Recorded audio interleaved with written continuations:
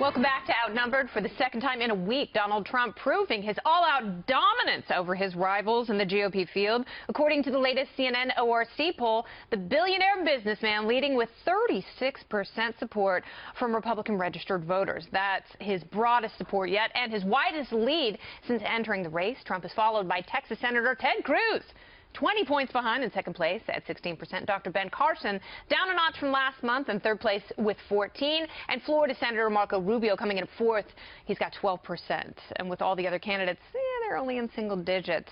And also in the same poll, 52% say Trump has the best shot of any GOP candidate to win the 2016 general election. The results following a Quinnipiac University poll earlier this week, and also showing a big shift to Trump over Carson, Cruz, and Rubio. And I will ask you, Stephen Hayes, what does this mean for the race? What does this mean for the GOP? What does this mean for rationality? I'm telling you, Trump is going down next week. He's not going to be meeting tomorrow. Look, I don't know. I have no idea. I mean, I do think that there is a partial explanation for this in the post-Paris days when voters are looking for clarity. And I would argue that it's often clarity not based on fact, not based on reasoning, not based on logic, but it's clarity nonetheless.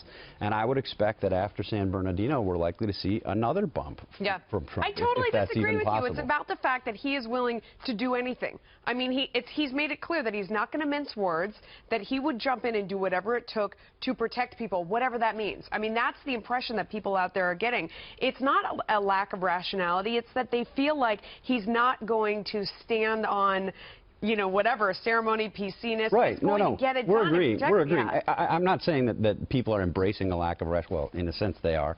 But I'm saying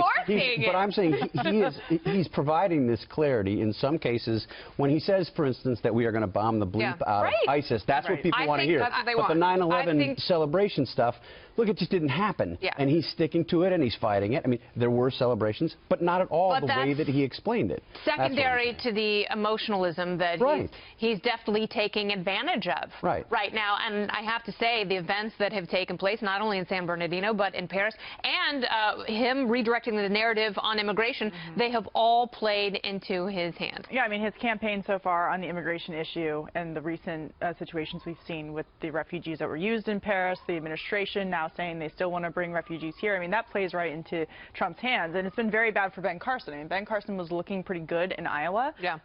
Now Donald Trump, with what's going on, Ben Carson is really not going to pull those numbers anymore. Now, the question here is, look, Trump has been ahead for months now.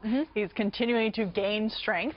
But the real question is, will voters get out on primary day and actually cast votes at the polls? Will they get out, and what do Cruz and Rubio do? Well, I think Cruz and Rubio, I think they'll probably continue to do what they're doing. But on the Trump point, you know, even though some of his solutions seem unrealistic, they put anyone who's against him in this defensive crouch of, no, we can't do that. So when Trump says, let's build a wall, all the other candidates look weak by saying, oh, no, we can't do that. And people don't want to hear that. Also, I don't think that the news cycle, I don't think Trump is playing into the news cycle. I think the news cycle is following Trump. And we see it every time. That's been true from the beginning. We saw that with immigration, right? So he comes out at first with his announcement speech, and then the news cycle with the murder of Katie Steinle followed Trump. Same thing with the refugees. Trump was the first one to come out very hard on the refugees. Other candidates, a little bit mealy-mouthed. Now we see they're toughening their stance. A little too late. Thirdly, we see it with this one. I mean, Trump comes out and talks about these Muslims celebrating. Then there's this Pew study this week showing that there is sympathy for Muslim attacks in this country. So even though maybe Trump wasn't 110% accurate, people still do believe that there are Muslims in this country. But he's also been, I mean, we should be clear, he's also been on both sides of the refugee question, and his supporters are willing to forgive him anything. They are willing to forgive him. He was on both sides of the refugee thing. It's a miracle.